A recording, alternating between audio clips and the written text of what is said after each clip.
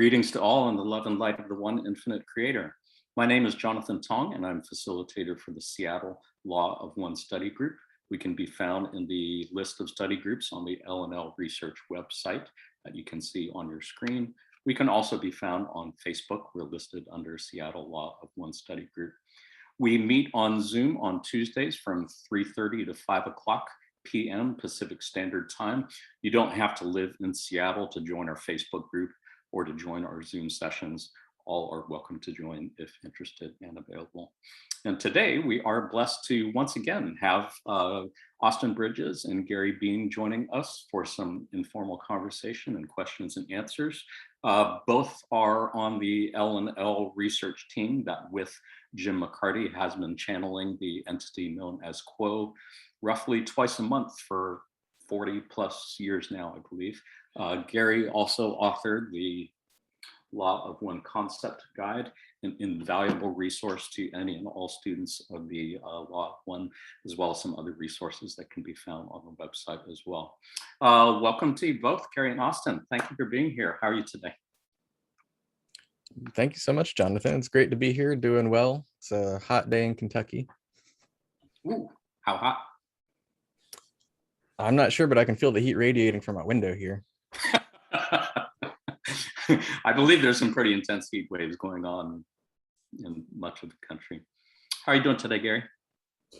Actually feeling a bit under the weather, so I may be slower than my usual slow speed to reply. And otherwise, happy and grateful to be here. And yeah, ready to go. Good. Well, appreciate you taking time to be here, and we wish you well for sure, health-wise. Austin, I did have a question that I wanted to start off with.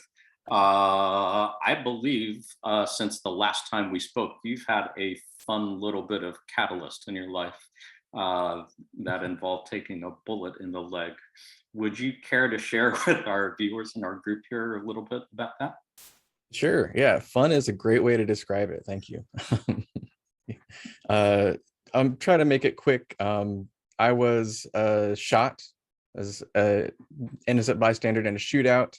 I won't share the whole story unless somebody's super interested, but essentially I was just standing in the front yard and there was a shootout of a couple guys driving and they crashed in front of my girlfriend's house when I was in the yard.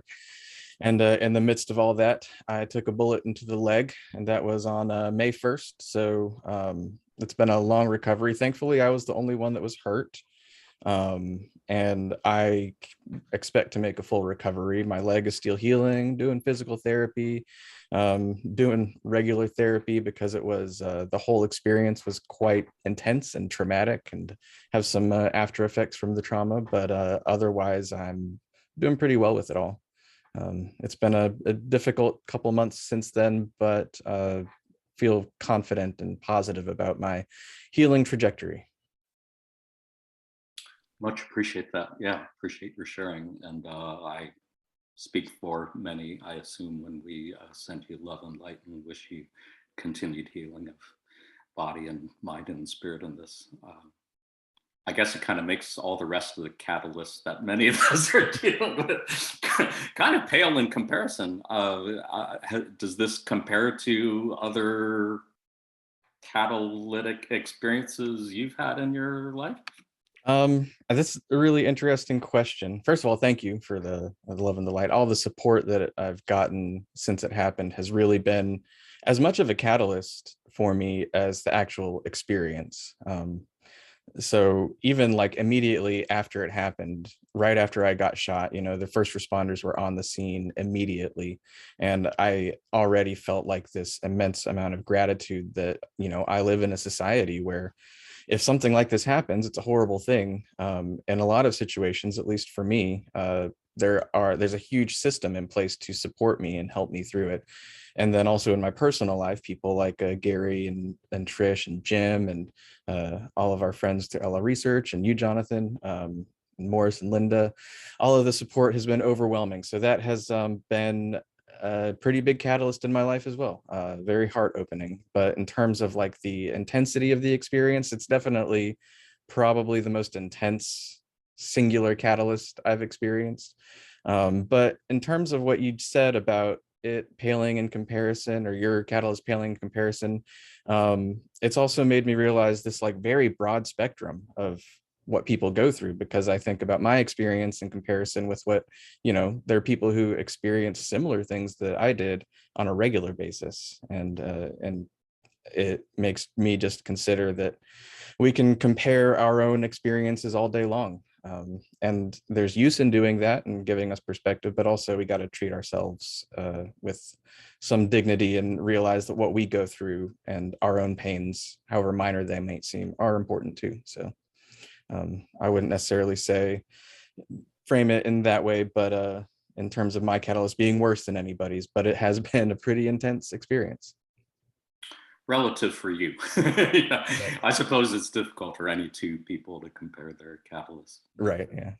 Do you think, just out of curiosity, has this given you any different perspectives on what we see around us in the world in the form of gun violence and mass shootings and perhaps racial disparities in terms of how our system, healthcare or justice system handles situations like this?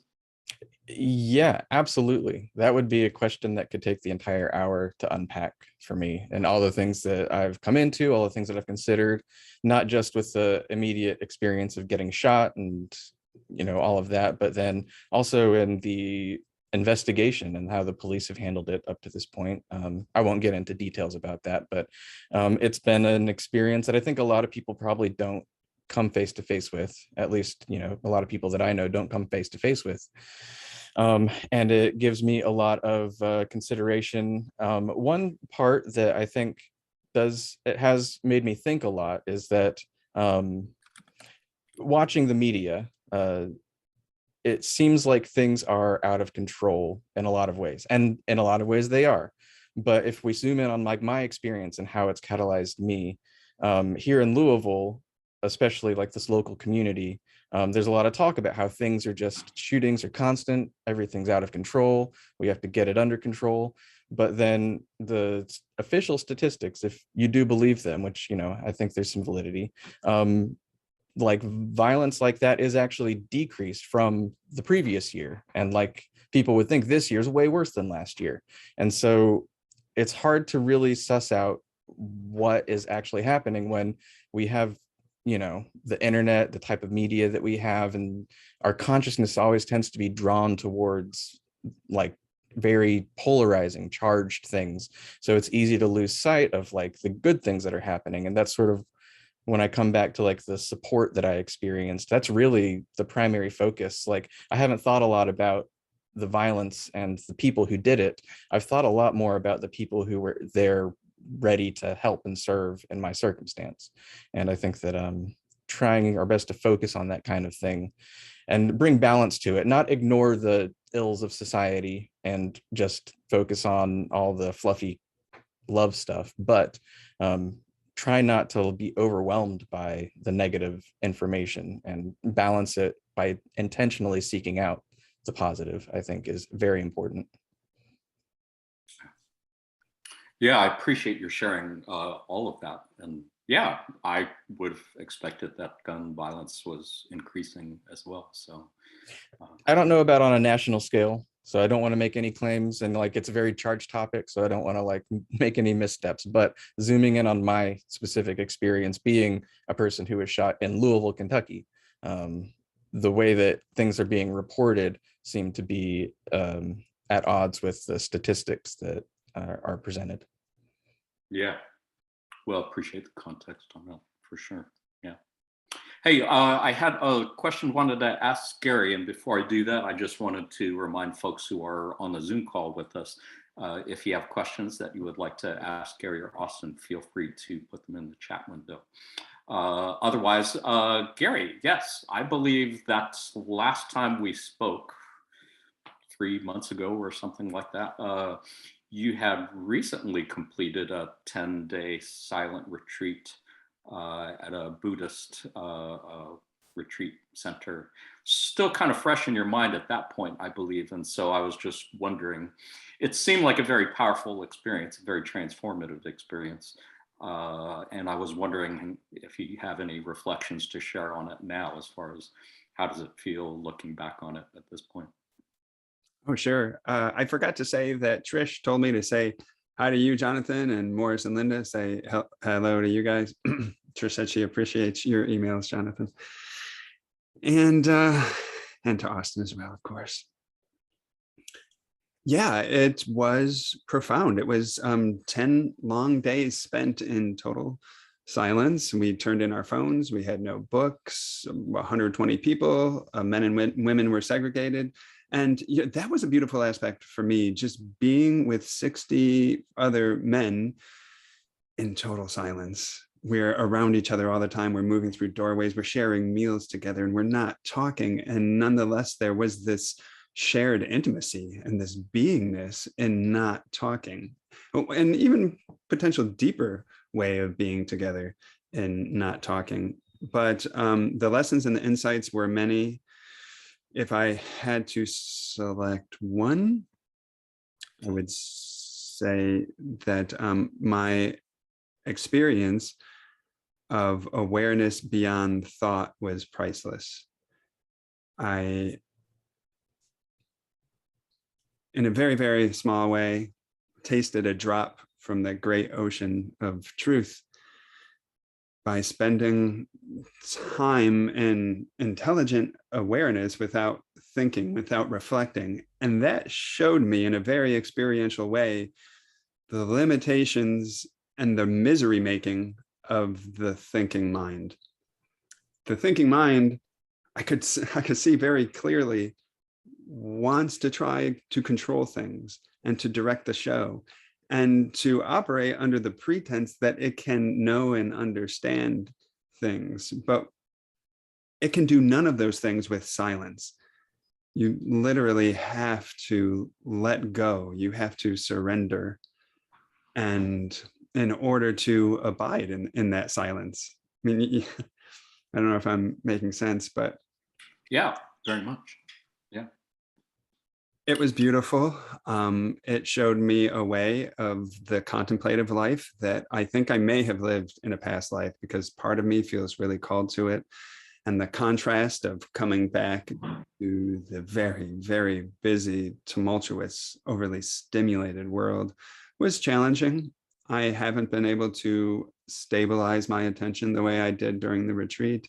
I haven't been able to open those gateways again, however much more I am meditating.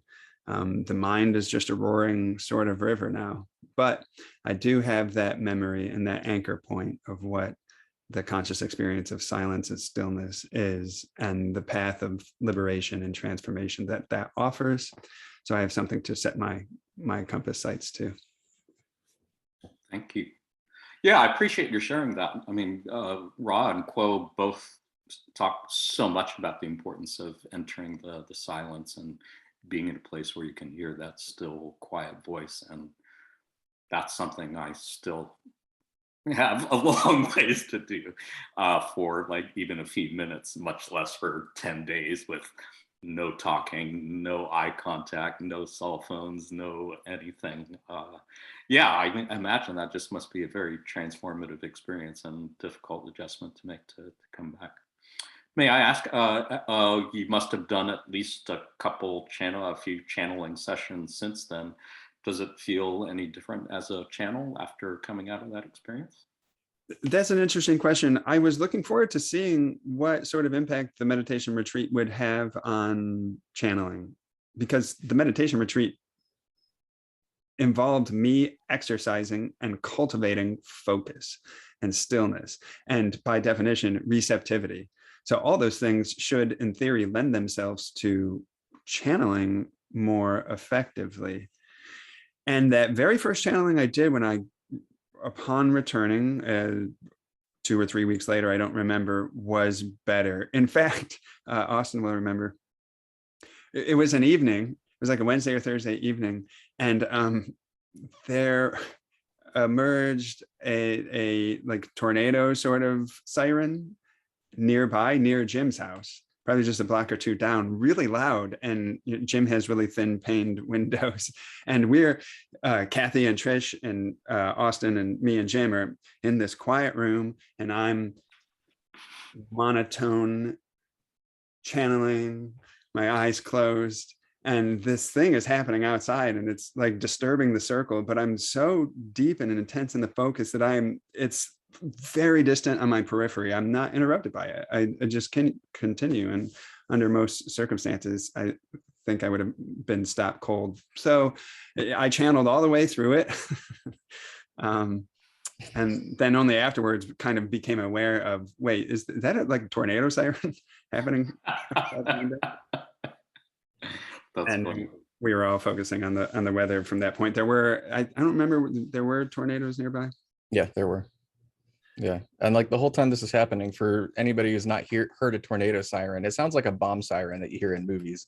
And Trish and I are like, Gary's sitting there channeling. Trish and I are like, is he gonna keep going? But it was pretty funny. And it was a great channeling too. Wow. Yeah. All around. Well, that reminds me, apparently I just read the transcript for the channeling session from June 8th, where apparently there was some yard work happening next door. That was also a little bit of distraction for the team. I would love to ask some follow-up questions, both on that session as well as one of the other sessions that I think just got uploaded to the LNL page recently, within the last week or so. But I believe Leon actually had a follow-up question to Gary about the retreat. Leon, would you like to unmute your mic and ask your question? Yeah, sure. Thanks, Jonathan. Assuming, Gary, that you would recommend this retreat center, this retreat that you did, at some point, could you make available how we could check them out and learn more about the center, and maybe even select it for ourselves as a way to do a 10-day silent retreat? Absolutely, yes. If you feel any inkling, I would encourage the jump. It's one of the best things I ever did. And I hope actually that I can make an annual pilgrimage to somewhere. So there is a worldwide center. I'm not sure about the parent organization name, but it's that teaches Vipassana meditation based on the teachings of Goenka, which he says are the pure transmission of the Buddha that Myanmar, formerly Burma, preserved for a couple millennia. About this particular one, I went to, they have a beautiful large center outside of Fresno, California, in the foothills of the Sierra Nevadas. It is gorgeous and beautiful and really well run, and they definitely give you the space to meditate, and I'm very, very grateful for it. And knowing what I know now, I would do that one again for the first time. However, I won't go with this particular organization a second time. It's really, really heavy on Goenka's teachings. It involves sitting through a lot of Sanskrit or Pali scriptural chanting, which I'm not sure how it was of value to my silent meditation. And really, this organization, sorry, Jonathan, I'll wrap this up soon. Take your time. This organization teaches Vipassana, which begins on day 4. The first 3 days you're doing Anapana meditation, which is focusing strictly on this area, just learning to observe the breath. And that's preparation for the Vipassana technique, which begins on day 4, which could be summed up as essentially body scans. You're taught to move your awareness slowly from the top of your body down to the bottom, up again, back and forth. There's more nuance to it, but that essentially for the next 6 days for 10 hours a day, that wasn't doing it for me. So I deviated from the course's instructions. I resumed Anapana because the holy grail for me is single pointed, is cultivating single pointed awareness. So yeah, California Vipassana Center is the one I went to. I forget the parent organization. Goenka is Goenka. But I'm personally interested in finding other centers around the country. I know like Joseph Goldstein has an Insight Center up in Massachusetts, I think, that I might check out next. And there is a Southern Dharma Retreat Center in North Carolina that I went to for like a 3-day once that was really good as well. Does that answer your question, Leon? Yeah, thanks so much. That's yeah, it's something I want to get on the calendar. It sounds really powerful. Everyone I've ever talked to who's done it said it's just more powerful than they thought it could be. Mm-hmm. Nice. Awesome. Yeah, no, I appreciate your sharing all the details, Gary, because I know there's a lot of students at the Law of One who are interested in that path and perhaps already have been down that path a ways, and or who are interested in learning more. So appreciate it. If you're able to during this call, feel free to drop a link to any of those sites in the chat window. If you can, Gary, or email it to me later on, and I can post it on the Seattle Law of One Facebook page or anything like that. In the meantime, Curtis, I know you've had a couple questions that you've been waiting very patiently to ask. Would you like to unmute your mic and go ahead and ask your questions? Hi, how you guys doing? I'm going to the Asheville retreat. I guess it's called a retreat. Hey. What should I do to prepare to go there? I would definitely start with fasting for several days. Lots of meditation, purification of mind, body, and spirit. Fasting. Gary's joking. Okay. You got a good poker face there, my friend. You haven't gone there very I much. was like, what? I love deadpan. Yeah, sometimes I was going to ask him, intermittent fasting or do days? Which one? 10 days of silence. Yeah. Are you going to be doing any channeling there? That's a very good question. We don't know that yet. It's undetermined at this point. And to give you insight as to why, Jim won't be there, unfortunately. He has his cat care to take care of. So Gary, Trish, and I will be there as part of the channeling circle, but we've never channeled at this point in another setting besides our closed circle, and anywhere besides Jim's living room and the space that Gary's prepared for in his living room. And so we haven't yet decided if we are comfortable taking that step and doing it in a setting like in at the Asheville workshop. So it might be kind of a last minute decision. We're not sure. Let me tell you about the last part. I had a thought. We had a reading or a couple of days ago with Josh Silverman, and a Kabbalah came up. And a Kabbalion, and the Kabbalion, it says all is mind. And I compared that to Ra, the original thought. You know, all is the original thought. So then I was thinking that if that's true, we are ballroom of dancing thoughts. When we were born, our consciousness, now we're able to think ourselves. So now our thoughts are put into this ballroom, but our reality is created from everybody else's thoughts also. What is real? Like, this is a hospital. This is a room. That's your mom and dad. So then this is how our reality and our thoughts are molded. And everything in life, okay, we're supposed to have a 9-to-5 job or whatever, make money, have a family, go to church, pay your bills, and so on. You know, all that is because of the mass mind and how they create a reality. But are we supposed to understand that and love that reality? And how is our desires and our separate thoughts related to that? Because I don't, how I think all of it is just a game, it's illusion. Money's fake. You know, we created this thing that they said, this is what we need to do. You know, we need to go to work like this and do this. And if you want to make more money, work overtime, and you need to get married, you need to have a family, you need to do this and this. I don't think like that, but I get people telling me I am wrong. And I'm not, a good part of society because I am like a rebel, how I think. I'm trying to understand, am I wrong to think like that? Am I okay to think the way I think? How do you guys think about that?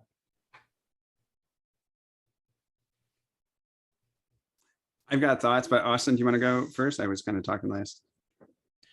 Yeah, sure. I'll go first. It's a really good question. I first wanted to quickly touch on your first question about Yeah. preparing for the workshop. They're very casual events. You'll get there, and in one day you'll feel like family with everybody. Typically, that's how people experience it. So, just come ready for connecting with people. That's primarily it. In terms of your very, very good question, that's a great thing to dissect. I think I would think about that for myself in terms of third density, where we are right now, and the veil of forgetting, which is how we experience the separation from the creator, separation from the original thought that you referenced. Is we have a veil to sort of disconnect us from that, and that is sort of the heart of the illusion that we experience, that you're talking about. Is everything, all of the illusion is possible because the veiling makes it possible for us to forget that we're part of the creator, that we are part of that original thought, and it hides that from us. And so all of the illusion is built upon this forgetting of this essential truth. And I think the heart of your question is how we're supposed to relate to that. Are we supposed to love it? Are we supposed to engage with it? Are we supposed to rebel against it, essentially? I don't necessarily think there's a right answer, but I do think that, in my opinion, the purpose of that illusion is to challenge us to try to remember where we came from, and to try to discover the love that was hidden from us from that original thought. The creator, in making the creation, had this original desire. The original impulse to have creation was to experience itself and was to discover itself. And through a series of experiments, basically, as Ra might put it, discovered that this kind of third density experience is very crucial to that, because cutting ourselves off from this innate knowledge that we're the creator makes it possible for the creator to know itself in a very meaningful and intense way. And we have this sort of innate voice calling us towards love, but we don't know that that is our path, and we have to make choices to discover that love, and we have to consciously seek it out. And the illusion creates the catalyst for us to do that. So when we have things like our jobs and our family and things that challenge our notions of, like, should I love this? Is it bad? Is it good? It's all sort of asking us to figure out how to relate to it, and ultimately how to relate to it for a service to others entity from the heart. And so whether you're supposed to rebel against it or not, I don't think there's a right answer. I think that you can relate to it in many ways from the heart. I think some people are meant to rebel. Some people are meant to love it silently and sort of just go along with the flow and stuff like that. So in terms of what you're supposed to do specifically, it's probably very specific to you. But for anybody on the positive path, it would be to attempt as much as possible to discover the love within the moments that it seems hidden from us, and within the illusion, and to realize that the illusion has that purpose. And it's not necessarily an illusion because it's meaningless, but it's an illusion in the sense that it's sort of the challenge for us to see through it. Thank you. Gary, did you have any thoughts to share on that? No, that was beautiful, and I'm grateful for it. And it just superseded the few thoughts that were brewing in my head. So no, thank you, Austin. And thank you for the great question, Curtis. Yeah, thank you. Curtis, did that answer your question? Did you have any follow-ups on that? No, I have to think about an answer. Thank you. Yeah, I appreciate that. I noticed in the chat window that Josh had mentioned a couple passages from session 11 of the raw contact that seemed to speak to that. Did you want to mention anything about that, Josh? Thank you, and hi everyone. Yeah, just in regards to what you were, at one point you had mentioned, Curtis, in your question about like reality accepting the mutually created reality and the system with 9 to 5 and money and all that. I also contemplated and kind of struggled accepting that and looked for a deeper understanding. It was so joyed to read that those 2 sessions from Ra or answers, which, to summarize, and you could read them, but basically Tesla and the Industrial Revolution afforded man to no longer, what do they say, gradual freeing from the demands of the diurnal cycles and lack of freedom of leisure, to few there are physically working from daybreak to darkness upon your plane who can contemplate the law of one in a conscious fashion. So,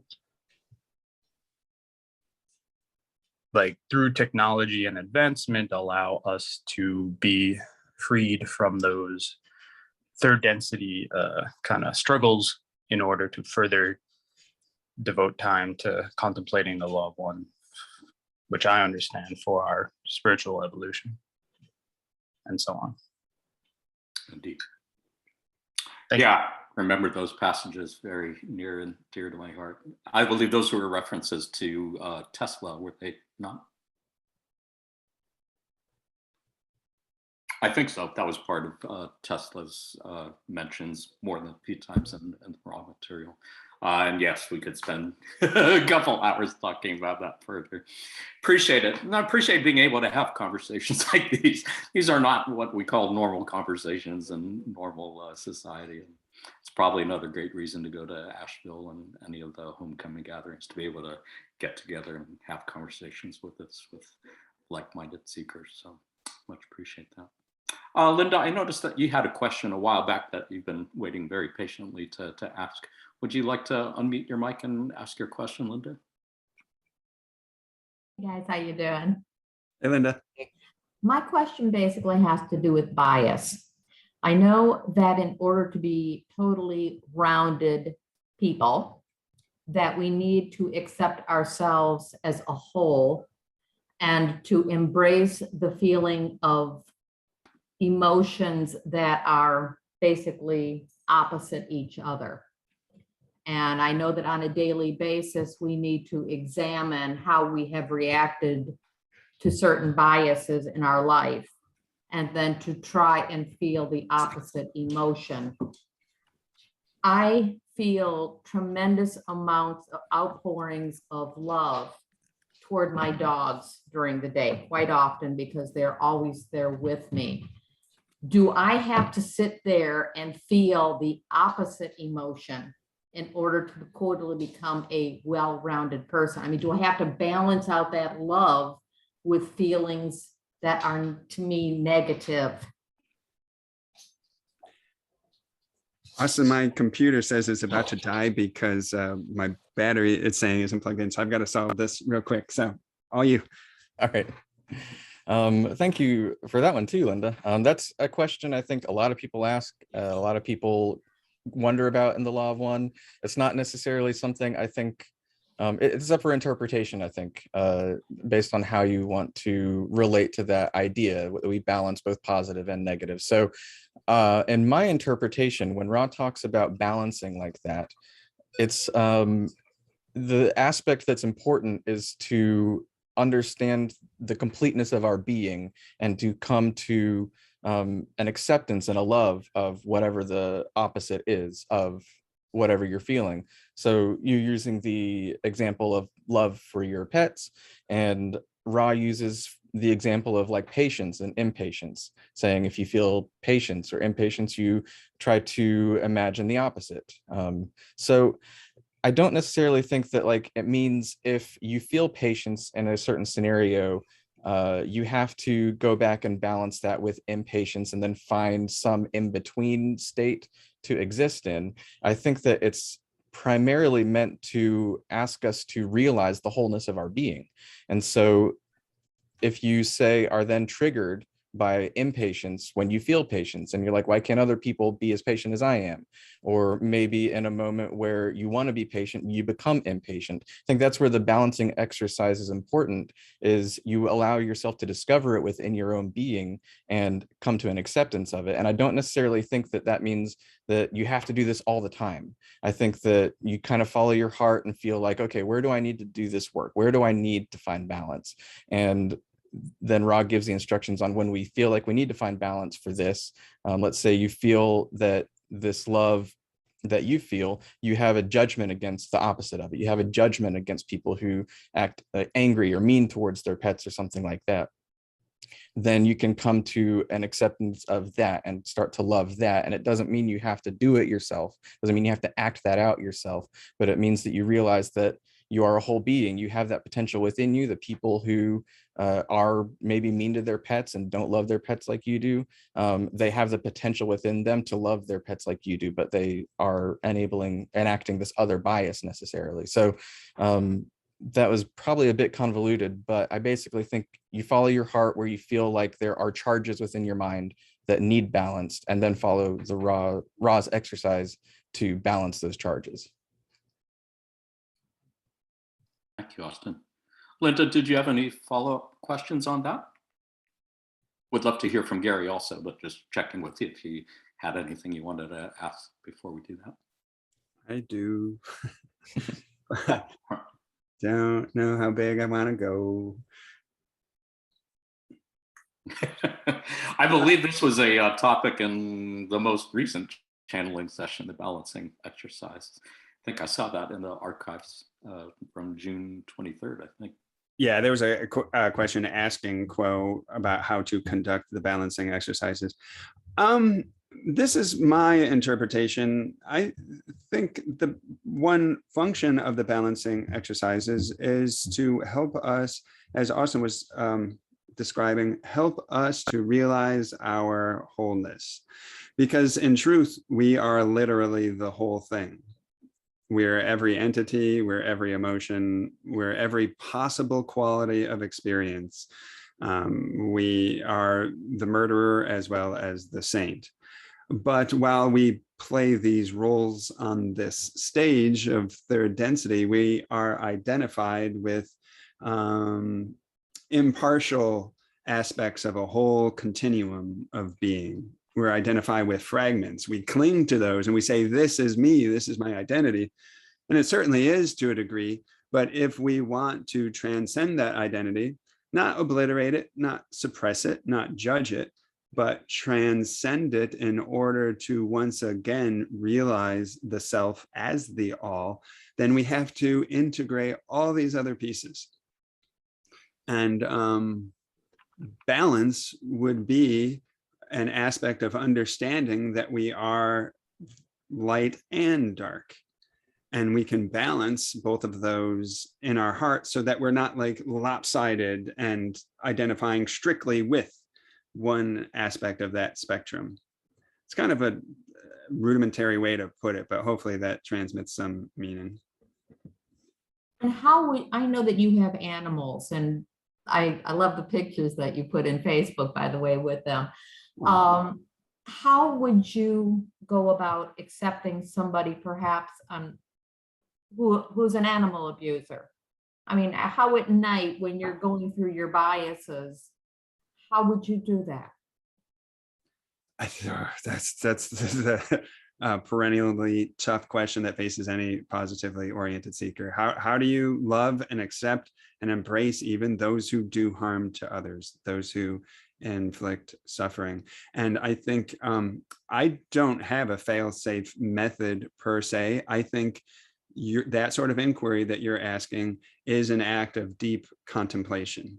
It's not a formula one moves through per se. It's one something ruminates on in a very deep and determined and disciplined even way.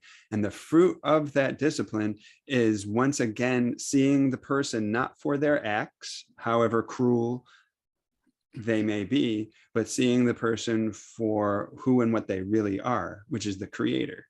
The creator temporarily asleep in the dream of that particular personality that, due to their own wounding, is capable of hurting others. Ra likens love to seeing the creator. They kind of synonymize that. So you could literally see the soul, the infinite being behind that confused human who is inflicting harm. And also what I understand intellectually, but have not perfected myself, is that part of expanding that circle of compassion so that you can love the harm doer is to understand the totality of that person's experience. and know that somewhere in their history, there was probably some kind of abuse and suffering. In fact, this is my final thought. I think this is why Ra calls the fourth density the density of love and understanding. I think inherent in that love is an understanding of the totality of the person and everything that led to them making any particular decision. It's like, okay, final example. It's like, you know, an author writing a character in a story, or a reader reading the character in a story. You see them doing, say, bad things or things you wouldn't approve of, but from the reader's, you know, God sort of point of view, you see everything that happened to them and everything that led up to that decision whereby they hurt somebody or they became a tyrant or something. And so maybe some sympathy develops in your heart, though you don't, of course, approve of the harm. I don't know if I've made any headway, but. Quite a bit. And you cannot actually pray for these things to cease, because in doing so, are you impinging upon the free will of the person who is doing this harm? That's a good question. I don't know. I would say those upon the positively oriented path want to, or do rather, pray for a ceasing of war and violence and harm to others. But maybe the twist is that they pray for this end not by an imposition of force per se, but rather through healing and self-discovery, and hoping that the other self who is in pain and who is inflicting pain on others comes into their own heart and replaces the darkness with light, so to speak. Thank both of you so much for your answers. Thank you. Thanks for the great question. Those are really great questions, Linda. Really appreciate your asking those. I think they get to the heart of much of the teachings. And yeah, Carrie, awesome. Much appreciate both the answers. Sue-Ann, I saw you had your hand up. Was there something you wanted to ask as a follow-up question or comment? I want to add a comment. Can you hear me? Okay. Yep. Basically, with Linda's question, I think that's when you can pray for the, you know, the action that you see harmful to end. But I think is what we need to avoid is to ask for a specific way how it should end, you know, because there may be, you know, somehow their problem is resolved, then they don't have to express it in that way anymore. But you cannot say, oh, it should be end, that guy should be punished, or because we don't know the full situation. But definitely, I mean, we pray for injustice, war, and hunger, all those things. But I think sometimes we start to think, oh, it only should end this way or that way. That's when we maybe, you know, we're maybe not aligning our will with the higher will. That's my point. Yeah, appreciate that. Austin, was there anything you wanted to add at this point? Or I thought maybe you were waiting to add something I might have misread. Nope, actually, I think Gary and Carrie covered it very well. Thank you both. That's good. Yeah, much appreciated. We are approaching, I believe, the end of our hour. So I did want to encourage anyone who still has questions on the Zoom chat. If you have questions, to feel free to put them in the chat window. Otherwise, I did have a couple follow-up questions I wanted to ask to one of the more recent sessions that was channeled and uploaded. And I did want to remind folks, in case you didn't know, yes, if you go to the L&L Research website and you go to the channeling link and click on channeling archives or conscious channeling, yeah, Austin, Gary, and the rest of the channeling team with Jim have been channeling the entity known as Quo for like the last 40 plus years. Quo being a principle comprised of Hatan 4th density, Latui 5th density, and Ra 6th density. So the Ra contact is still there in that form, and just so many gems of love and wisdom to be found. They've been doing channelings roughly twice a month, and the most recent sessions from June, I believe, were just uploaded in the last week or so there. So I encourage folks to check them out. Otherwise, yeah, I did have a question about the June 8th session, which kind of touches back on something we mentioned earlier in the hour with tornado sirens and distractions and such. I believe it's noted at the beginning of that session that there was some really loud yard work happening right next door that was making it difficult for several members, it would appear, on the channeling team to maintain their tuning. So I kind of had a general question in terms of not just that session, but any session. Has anyone on the channeling team felt doubts about the integrity of the channeled material being compromised either by distractions or just not quite able to tune in as clearly as would normally be? Or is there always some level of doubt that happened with channeling? Just curious. Does that question make sense? And I'll ask for maybe Gary first. Austin was there for that particular session. I was with family in Ohio. But regarding doubts, yes, I think, even Carla had doubts over time, because there really is no proof that, from a scientific basis, one could prove that they're doing what they're doing. Carla felt it's more kind of in the long term. You look back over various transcripts and you can see that, wait a minute, there is some kind of intelligence or guiding intelligence operating through these transcripts.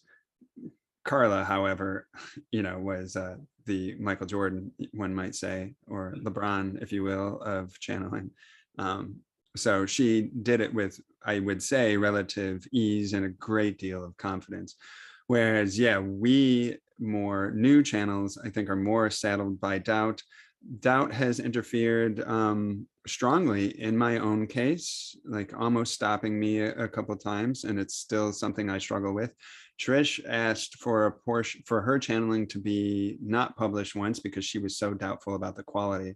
Not that it was compromised by negative influence, just that she wasn't carrying the transmission well. But it's something I think that's going to be with me for a long time, because you feel as a human unequal to the high message that is coming through. You just are aware of your own ignorance and limitations, and you feel, at least in my case, kind of unworthy. I have a decent understanding of the law of one. I have a decent vocabulary, but I feel like I want to give more to the source as an instrument, and feel I just come up against my own limitations. But Austin, what do you think about doubt? Doubt is definitely present. For me personally, I don't think I feel it as strongly as Gary just described. And a big antidote for that for me is a trust and a faith in the process. Mm-hmm. And for me, in my own sensibilities, that trust in the process comes from a very large body of data that doesn't just include my own experience channeling, but all of everything Ella Research has ever done from the very beginning. All of the research Don did to discover past life memories and UFOs, and all of this information kind of creates what I feel is a depiction of the world and the universe and beings that makes the most sense to me. And so I believe that what we're doing fits with that depiction of the universe and is very harmonious with this is possible. It's very possible. I believe that. And so if you just follow the process that, Carla taught, we have a very kind of specific process we go through that Carla developed over the years to tune and to channel. And I can feel in the channeling state that I'm in the state. And there's some hints of, what I'm receiving is from somewhere else. But for the most part, just like Carla described, you can never really know if it's coming from somewhere else or if it's welling up from some unconscious part of yourself. So the only way for me to really, protect against the strong doubt is to just know that given everything that I believe, it's possible that this is real, and I'm engaging in what I believe to be a legitimate process. So that's a big part of it for me. Thank you. Yeah, thank you for both for speaking to that. It's something that I have wondered about from time to time, and was just reminded of it in recent discussion. I know there was one particular passage in that session that kind of caught my eye, and it's where Quo said, "This is your great journey as one who is the creator in miniature, shall we say, seeking the creator of all that is within all." And it just reminds me that, I'm often marveling that, as we're speaking right now, we're these tiny, tiny little beings on a speck of dust floating in a sea of galaxies in space, as we've seen from the beautiful images coming from the Webb telescope recently. And it seems to me the visual I get is that, reincarnating is kind of like the infinite creator shrinking down to microscopic size to be, as we are right now.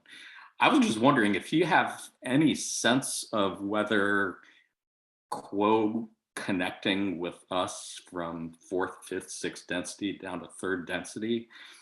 I mean, is that like communicating with bacteria, or, just the scale, the size? How does that work? Do you have any sense for that kind of relationship, how that connection works over those distances in time, space, time? I think there's probably some validity in your analogy.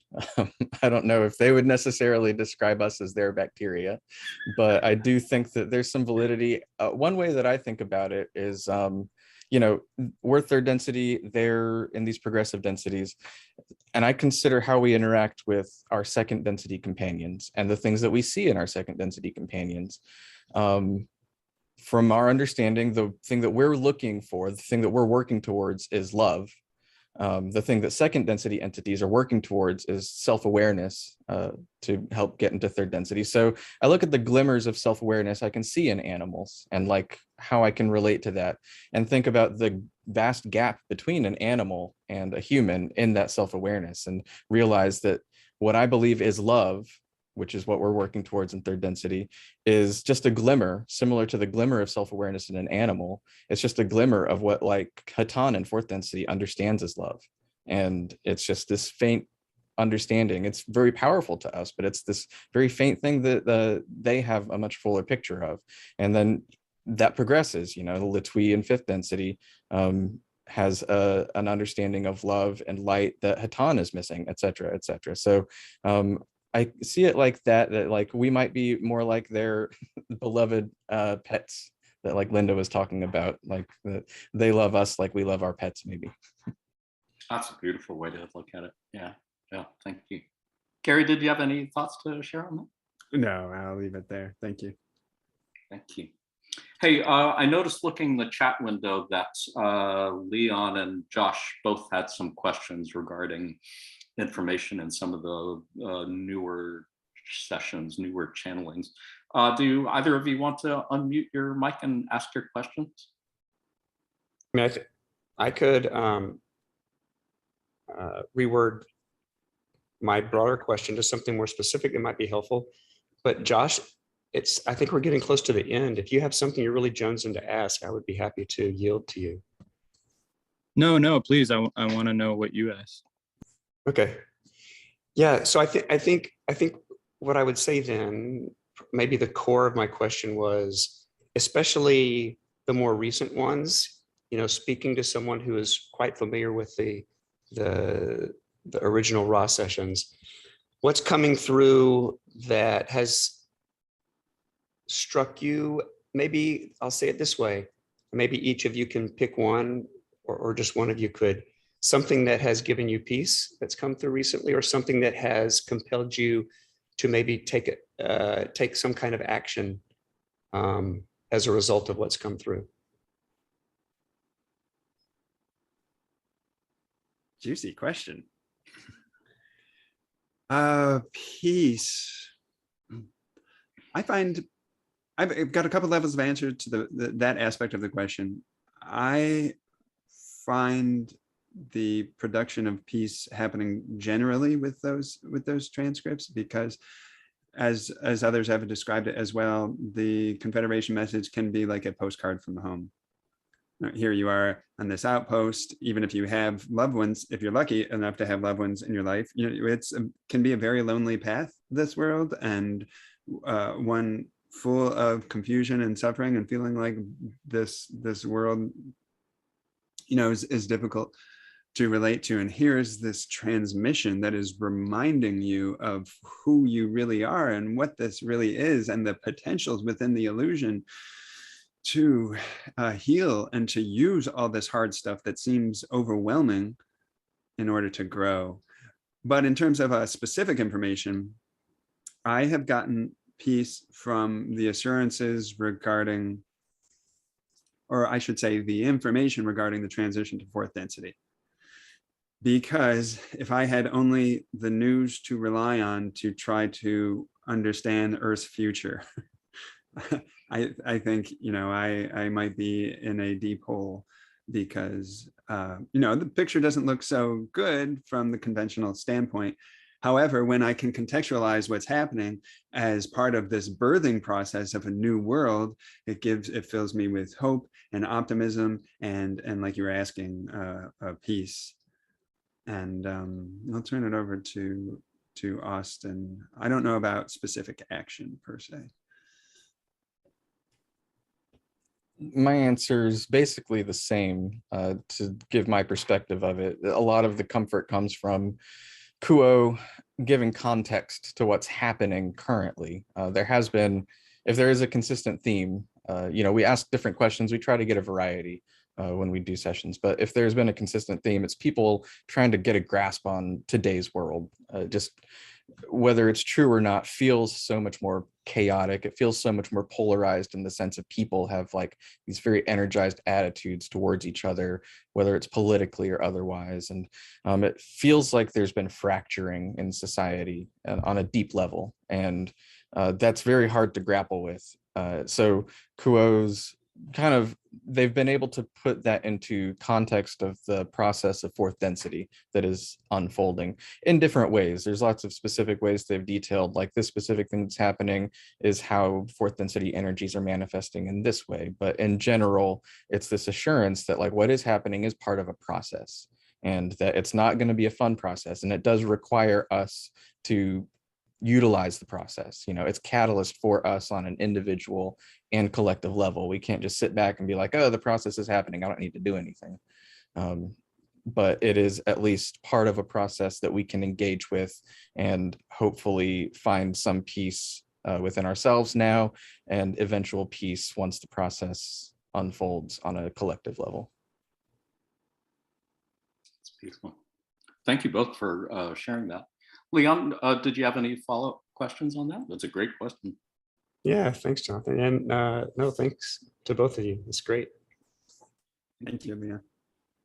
I believe we're coming close to the end of the hour. I honestly wasn't paying that much attention at the time when we started, but I did have one question, or a couple questions, that I wanted to ask before we go, because it was from the June 23rd session, which I believe is the most recent session, which was uploaded to the library, and maybe touches on a couple things that we've mentioned today. In that particular session, I believe Gary asked a question about why it seems we have more strength, more will to help the ones we love more than to help ourselves. And I believe Trish actually channeled the answer to that question. And so my question in general for Gary is, what's it like having your spouse on the channeling team? She keeps me on my toes. Yeah. And I can't ask questions about the marriage, for sure. Yeah, I was gonna say. What is wrong with my wife lately? Yeah. Who should be taking out the trash in this relationship? Well, I mean, it was a beautiful question that was sort of about your relationship together, and she was the one who was actually channeling the answer, which I thought was a beautiful thing to happen. But I guess it just reminded me in general, I mean, you're probably, well, other than Jim, would be the only person who could actually talk about what it's like actually having your spouse on the channeling team. I imagine it makes bringing work home with you a little bit more difficult than for most people. But otherwise, what's the dynamic like in channeling and outside of channeling? Really awesome. I love it. I wouldn't have it any other way. I'm like, I didn't insist that she channel. She came to it of her own volition, of course. It can work no other way. So if she hadn't wanted to channel, that would be perfectly fine. It is an odd way to go about service to others. But that she has chosen it, I love it, because we've been through the whole thing every step of the way together. Well, before I knew Trish, I attended Carla's channeling intensives in 2008. So Trish wasn't there for that. However, it's been a growing together and a learning together. And I love when I'm done channeling, I'll open my eyes, and we tend to sit across the room from one another. I'll open my eyes and Trish is looking back at me and she has love in her eyes, or she'll give me a thumbs up. And I do the same for her, especially Trish. I was describing struggling with doubt at times. Trish is even more so than me. And that gives me an opportunity to reflect to her, like, no, it was beautiful what came through you, and to encourage her to not give in to that temptation of doubt. But no, overall, I would say harmonious. It hasn't like contributed any conflict in our lives. And yeah, it's allowed us, it's been, I would say, positive ultimately for our relationship to do this thing together. What a beautiful sharing. Yes, thank you so much. I do actually have two follow-up questions to that. And the first question is, do you think it's possible that the two of you have chosen pre-incarnatively to be married in this incarnation? Oh, I have to presume so. For me and for people awakening to the spiritual dimension of life, I presume that across the board, they've done a lot of work in their past lives. I mean, to pursue the spiritual path is to awaken from the dream, or to begin awakening, to begin discovering the self beyond the inherited costume that one wears. So the more work one has done in a past life, the more, quote unquote, advanced they are on the evolutionary ladder, the more that their life is intelligently designed, including and especially the important relationships in their lives. So I would presume all of us on the call have chosen those extra important relationships in our lives. They're not random or by accident, including and especially with our parents and our intimate loved ones. Family, for sure. Yeah. Well, but that brings me to the third question, which just occurred to me recently, which is, if two entities do plan pre-incarnatively to get married, how do you think the circumstances are arranged to bring them together while still preserving free will? I mean, assuming that these two entities are born, grow up, live in different cities or states, how do you think the circumstances are arranged to actually bring them together to do what they had planned pre-incarnatively? You have any idea how that might work? Oh, let me tell you. I got the book right here. Yeah, I want to say first, one of the more eloquent passages or poignant passages in the Law of One, among a sea of poignancy, is when Ra describes how the most extravagant, and I love that word, the most extravagant opportunities for piercing the veil happen as a result of the interaction of polarized entities, which is most powerfully conducted in the intimate committed relationship, whether that's formal marriage or not. And Ra then goes on to say question or two later, those who together seek shall more surely find. Just one of those ones that gives me goosebumps. So yeah, that is such a mind-boggling thing to consider. How do any day presents an infinite number of choices, and if Trish one day had decided to go right on the road instead of left, then we don't meet, or if her parents don't get together, or, you know, if you expand out on the family tree, her grandparents, then it gets, yeah, it absolutely. That's what I'm talking about. Yeah, for sure. Did you ever see the movie called The Adjustment Bureau? Yeah, with Matt Damon and yes, and Emily Blunt and and Anthony Mackie before he became Captain America. Yeah, I mean, because that's basically the opposite. It's like two individuals who apparently were not meant to be joined together. So there's all these various unseen entities which do everything they can to keep them apart. And I'm just wondering if perhaps our guidance systems work the opposite way. If there are angelic beings and guardian angels and spirit guides who, in their own unseen way, help arrange circumstances in order to help us make free will decisions that still end up bringing us together. It'd be a great movie if that was the case. Yeah.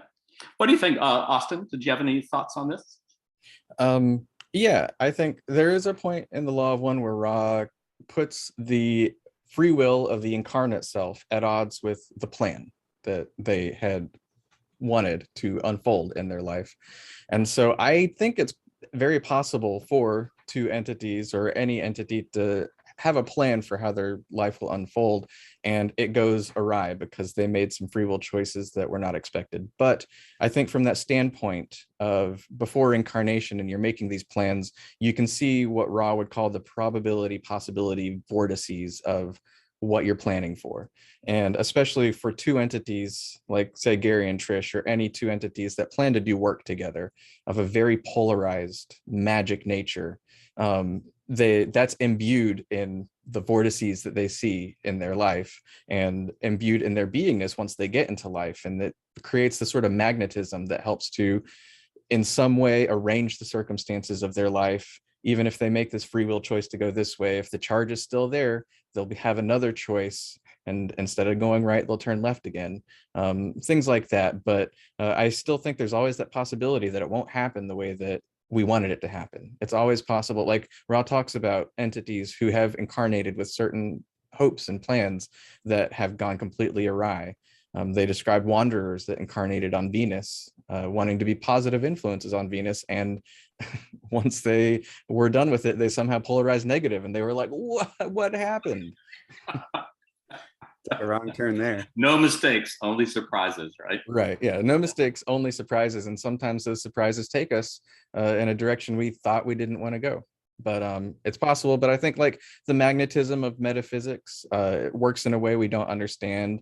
Circumstances arrange. And I think like our guides, like you said, our higher selves and stuff like that, they can play a role in sort of helping to create the sort of magnetic energy in the metaphysical realm that helps bring things together in the physical realm.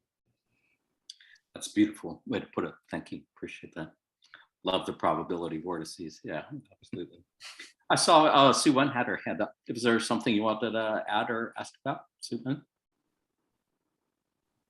I just want to comment. Actually, Austin kind of mentioned about this probability vortices. I feel, we are very attracted to the, notion of soulmate, that someone that's just for us. But I think at the higher realms, we've been through thousands of lives, we met thousands of people, and there's many people can work with us as soulmates. And there probably will be a probability, like when you make the arrangement, there's probably multiple people you could end up working together. And so even you didn't choose this, then then there will be probability, you're still attracted with someone who can work well with you. Again, there's no mistakes in that sense. It's not just one single person you just have to somehow meet. Indeed. Yeah, thank you for bringing that up. It does remind me, there was a session that I read a while ago where somebody asked that very question about soulmates, the idea that there's one person on the planet that you're meant to be with. And I believe Quo said something to the effect that anybody can be your soulmate. It's just whoever you are able to have that soul connection with. Doesn't have to be one and only person. I believe they also said that whether you turn right or turn left, Creator is on every path that you choose and at the end of every path. Such a beautiful thing to remember. I believe we are about at our closing time, so I did want to ask Gary Austin if he had any last thoughts wanted to share with the group before we part ways. Only immense gratitude for everybody. Thank you so much for everybody being here. It's always so great to do these things, and we love it, and we love you all. Yeah, it is an honor. It's a rare honor. And we don't see ourselves as more spiritually advanced than anybody else, or people uniquely possessed of answers. We just have the unique experience of being an LL research, of course. So thanks for giving us this opportunity. It's awesome to be here sharing love and light with you. It's an honor and a privilege and a joy. We love you guys very much. Thank you for all you do in service to others. Thank you for all our friends and family at L&L Research for all they do in service to others. Thank you for your time. Thank you for everyone who joined us on this Zoom call today. Thank you for everyone who's watching this on YouTube, wherever you are in your space, time, and time space.